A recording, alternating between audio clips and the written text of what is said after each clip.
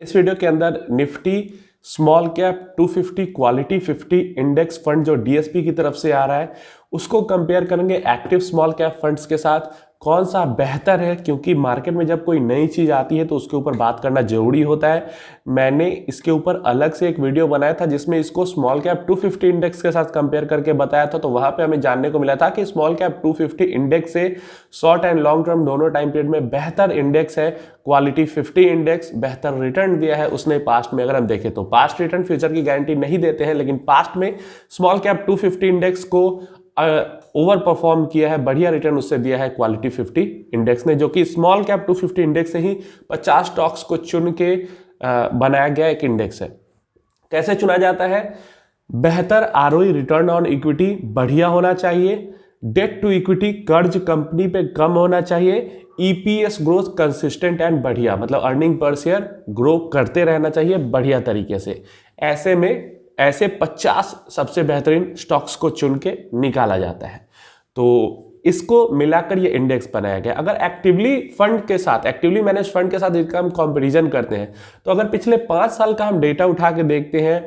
Actively manage funds के average return का and quality 50 index का एंड नॉर्मल जो निफ्टी स्मॉल कैप 250 इंडेक्स है, तो निफ्टी स्मॉल कैप 250 इंडेक्स सबसे खराब परफॉर्म करते हुए दिख रहा है, सबसे अंडर परफॉर्म करते हुए दिख रहा है। जो क्वालिटी 50 इंडेक्स है वो लार्ज कैप फंड्स के साथ साथ यहाँ पे चल रहा है और ये डेटा पिछले 5 साल का है। यहाँ पे एक चीज और हमें समझने की जरूरत है कि हमने यहाँ पे एवरेज रिटर्न्स को देखा है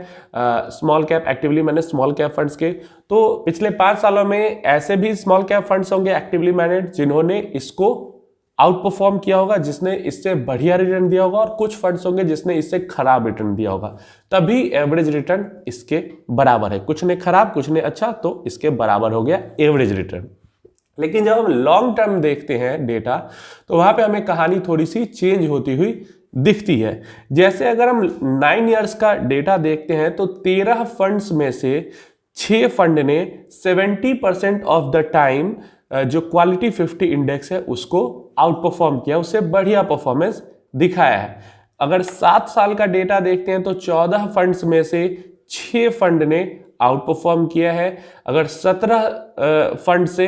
5 साल के डेटा में जो मैंने देखा है 17 में से 8 फंड ने आउट परफॉर्म किया है, इसीलिए हमें वहां पे लाइन साथ साथ चलती हुई दिखती है। लेकिन जैसे हम और समय को पीछे बढ़ाते हैं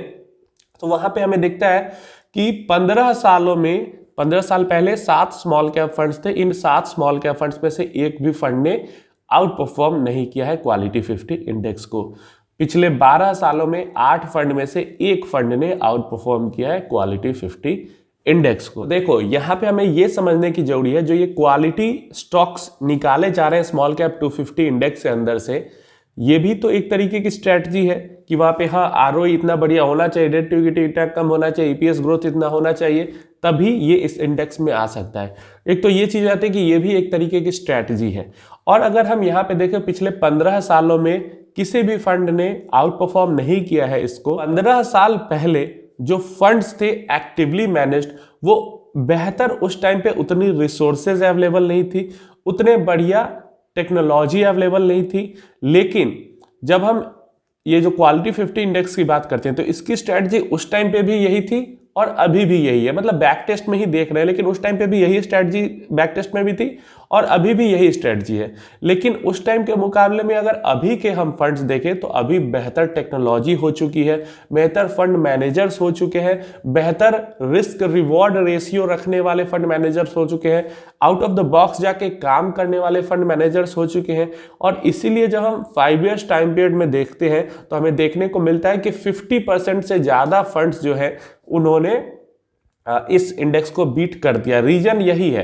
कि बेहतर फंड्स आप आज आ चुके हैं जो बेहतर तरीके से मैनेज हो रहे हैं। तो ऐसे में ये मान सकते हैं हम कि अगर एक्टिवली मैनेज्ड फंड की हम बात करते हैं और उसके अंदर अगर हम इन्वेस्ट करते हैं तो 50-50 चांसेस रहेंगी, जो डेटा हमें बताता है 50-50 चांसेस रहेंगी कि वो डीएसपी क्वालिटी 50 इंडेक्स को बीट कर पाएगा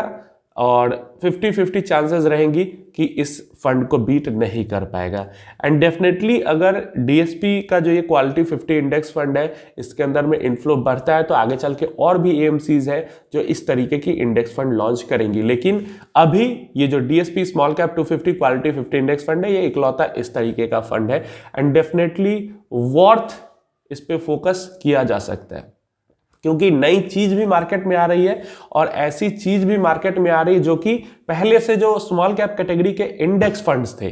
small cap 250 index fund, small cap 50 index fund, इनसे बेहतर इसका ट्रैक रिकॉर्ड हमें देखने को मिलता है। तो देखो जहां तक इंडेक्स फंड्स की बात आती है उन इंडेक्स फंड से तो बेहतर ये फंड जरूर निकल के आता है, लेकिन जब actively manage small cap fund की बात आती है तो यहाँ पे 50-50 चांसेस हो जाते हैं कि